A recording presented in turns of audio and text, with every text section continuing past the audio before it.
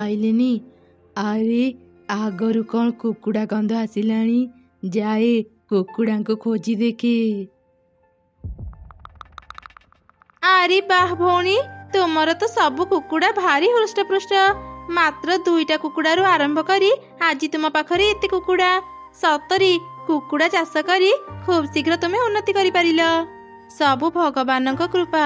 ଆଚ୍ଛା, ତୁମେ କ'ଣ ନେବ, କୁକୁଡ଼ା ନା ଅଣ୍ଡା? ମୁଁ ଅଣ୍ଡା ନେବି ଭଉଣୀ, ମୋତେ 10ଟି ଅଣ୍ଡା ଦିଅ। ଆଚ୍ଛା ଠିକ୍ ଅଛି ଭଉଣୀ, ଏଠି କିଛି ସମୟ ଅପେକ୍ଷା କର, ମୁଁ ଏବେ ଅଣ୍ଡା ଆଣି ଦେଉଛି। ଆରେ ବାଃ, ଏଠି ତ ଅନେକ କୁକୁଡ଼ା ଘର ଭିତରେ ଅଛନ୍ତି। ଏବେ କୁକୁଡ଼ାଙ୍କୁ ଧରିବା ପାଇଁ ସହଜ ହେବ। ଥରେ ଖାଲି 2 ଜଣ ଏଠୁ ଚାଲି ଯାଆନ୍ତୁ। ଭଉଣୀ, ଏଇ ନିଅନ୍ତୁ ଅଣ୍ଡା। ଯେତେବେଳେ ବି ଅଣ୍ଡା ଦରକାର ହେବ ଏଠାକୁ ଚାଲି ଆସିବେ। ହଁ ହଁ, ନିଶ୍ଚୟ ଆସିବି। ତୁମେ ସବୁଠୁ କମ୍ ଦାମରେ ଅଣ୍ଡା ବିକ୍ରି କର, ମୁଁ କାହିଁକି ଏଠାକୁ ଆସିବିନି? ଆଚ୍ଛା ଠିକ୍ ଅଛି ଭଉଣୀ, ଏବେ ମୁଁ ଆସୁଛି। ଏମିତି କହି ସେ ଚାଲିଗଲା। କିଛି ସମୟ ପରେ ରାତି ହେଇଗଲା। ମାଲିକାଣୀ ତା କୁକୁଡ଼ାଙ୍କୁ କିଛି ଖାଇବା ଦେଇ ଘରକୁ ବାହାର ପଟୁ ତାଲା ମାରି ସେଠାରୁ ଚାଲିଗଲା। ଯା ହଉ, ଏବେ ଯାଇ ସମୟ ମିଳିଲା କୁକୁଡ଼ାଙ୍କୁ ଚୋରି କରିବା ପାଇଁ। ଯାଏ ଏ ତାଲା ଖୋଲି ଘର ଭିତରେ ପଶେ, ମୋ ମୁଣ୍ଡରେ ଥିବା କ୍ଲିପ୍କୁ ବାହାର କରେ।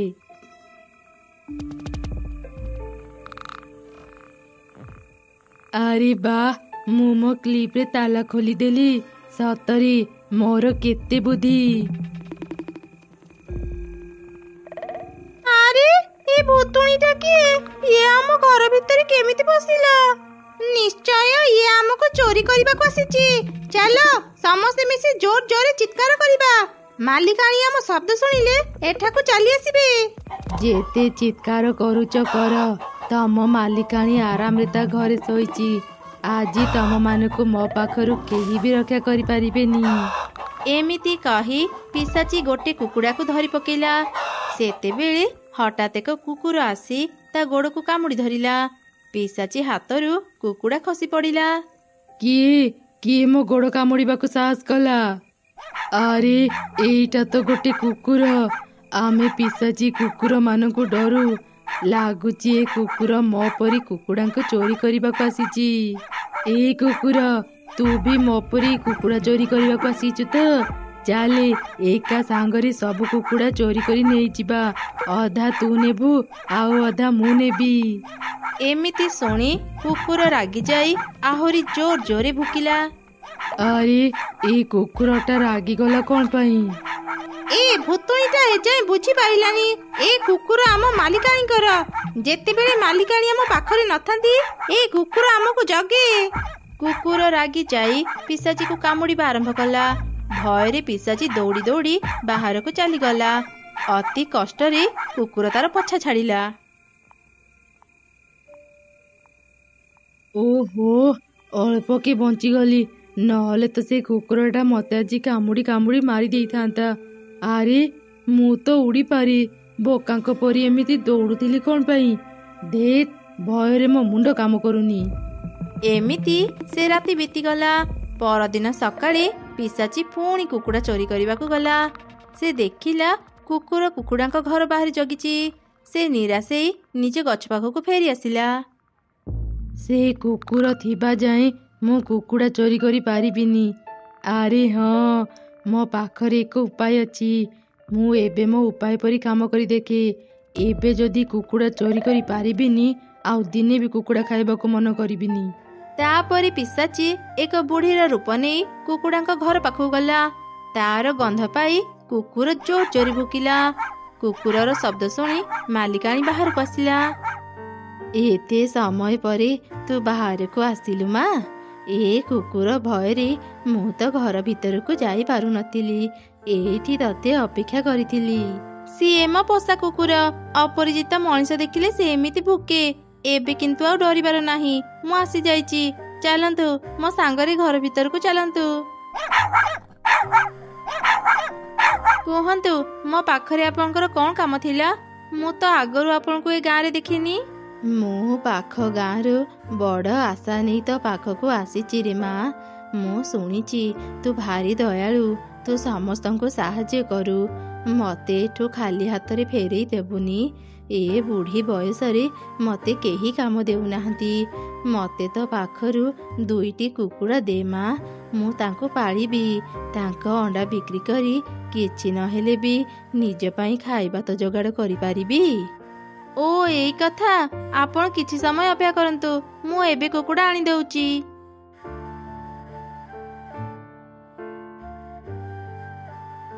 ଆରେ ଏଇ ଅସମୟରେ ମାଲିକାଣୀ ଆମ ଘରକୁ କାହିଁକି ଆସିଲେ?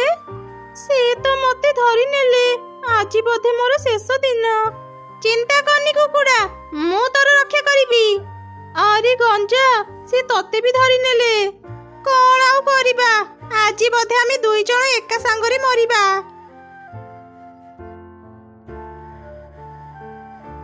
ଏଇ ନିଅନ୍ତୁ ବୁଢ଼ୀମା, ଏମାନେ ଭଲ ପ୍ରଜାତିର କୁକୁଡ଼ା ଆଉ ଗଞ୍ଜା।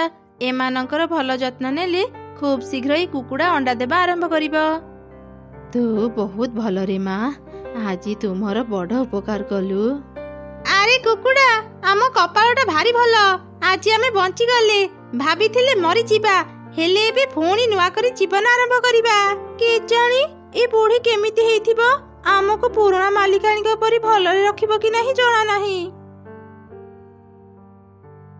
କୁକୁଡ଼ାଙ୍କୁ ଧରି ନିଜ ଘର ପାଖକୁ ତ ଚାଲି ଆସିଲି, ଏବେ ମୁଁ ମୋ ପ୍ରକୃତ ରୂପକୁ ଚାଲି ଆସେ।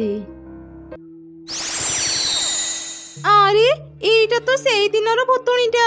ଇଏ ଆମ ମାଲିକାଣୀକୁ ବୋକା ବନେଇ ଆମକୁ ଏଠାକୁ ନେଇ ଆସିଲା। ହଁ, ମୁଁ ତାହେଲେ ପ୍ରଥମେ ହିଁ ଠିକ୍ ଭାବୁଥିଲି। ଆଜି ଆମର ଶେଷ ଦିନ।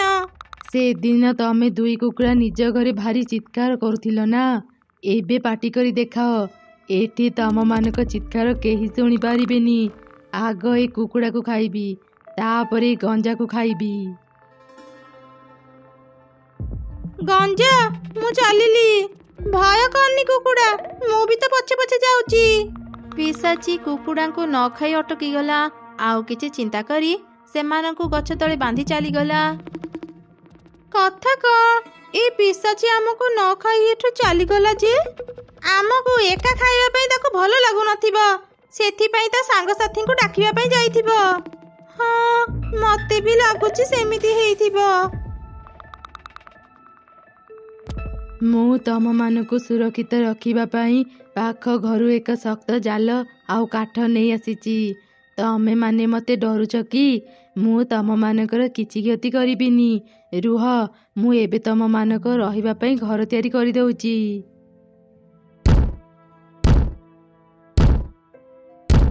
ଏ ପିଶାଚି ଆମ ସହ କଣ କରିବାକୁ ଯାଉଛି? ମୁଁ ତ କିଛି ବୁଝିପାରୁନି। ତମେମାନେ ଭାବୁଥିବ ନା ମୁଁ କ'ଣ କରୁଛି? ମୁଁ ମୋ ଲାଭ କଥା ଚିନ୍ତା କରି ଏସବୁ କରୁଛି। କେତେ କଷ୍ଟ କରି ତମ 2 ଜଣଙ୍କୁ ପାଇଲି। ଏବେ ଯଦି ତମ 2 ଜଣଙ୍କୁ ଖାଇଦେବି, ଆଉ ପରେ କୁକୁଡ଼ା ପାଇବିନି। ସେଥିପାଇଁ ମୁଁ ଏବେ ତମ 2 ଜଣଙ୍କୁ ପାଳିବି। ଯେତେବେଳେ ତମମାନଙ୍କ ଅଣ୍ଡାରୁ ଛୁଆ ବାହାରିବ, ମୁଁ ମଜା କରି ସେମାନଙ୍କୁ ଖାଇବି। ଓ ଏଇ କଥା, ଏଇଥିପାଇଁ ତାହେଲେ ପିଶାଚି ଏତେ ପରିଶ୍ରମ କରୁଛି। ସେଦିନ ପରଠାରୁ ପିଶାଚି 2 କୁକୁଡ଼ାଙ୍କୁ ପାଳିଲା। ଜଙ୍ଗଲ ଭିତରୁ ପୋକ ଝିଣ୍ଟିକା ଖୋଜି ଆଣି କୁକୁଡ଼ାଙ୍କୁ ଖାଇବା ପାଇଁ ଦେଉଥିଲା। ରାତିରେ ନ ଶୋଇ ତାଙ୍କୁ ଜଗୁଥିଲା। ଏହିପରି ଆହୁରି କିଛି ଦିନ ବିତିଗଲା। କୁକୁଡ଼ାଟି ଅଣ୍ଡା ଦେଲା, ଆଉ ତା ଅଣ୍ଡାରୁ ଛୋଟ ଛୋଟ ଛୁଆ ବାହାରିଲେ। ବାଃ, ତମ ଛୁଆଗୁଡ଼ା ତ ଭାରି ସୁନ୍ଦର ହେଇଛନ୍ତି। ଏମାନଙ୍କୁ ଭଲରେ ବଡ଼ କର।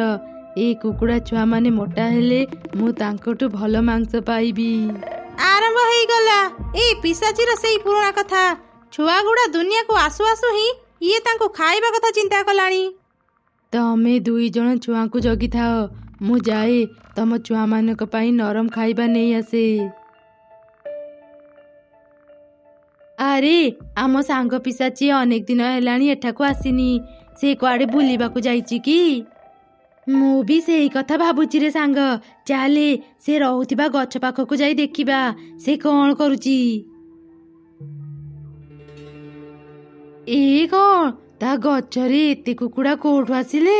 ଆଚ୍ଛା ଆଚ୍ଛା, ଏଇଥିପାଇଁ ସେ ତାହେଲେ ଆମ ପାଖକୁ ଆସୁନଥିଲା। ଘରେ ତ ଖାଇବା ଅଛି, ଆଉ କାହିଁ ବାହାରକୁ ଯିବ। ଚାଲେ ଆମେ ବି ତା ଖାଇବା ଉପରେ ଭାଗ ବସେଇବା। ଏଇ ଏଠି ତମେ ମାନେ କ'ଣ କରୁଛ? ମୁଁ ତମମାନଙ୍କୁ ଖାଇବା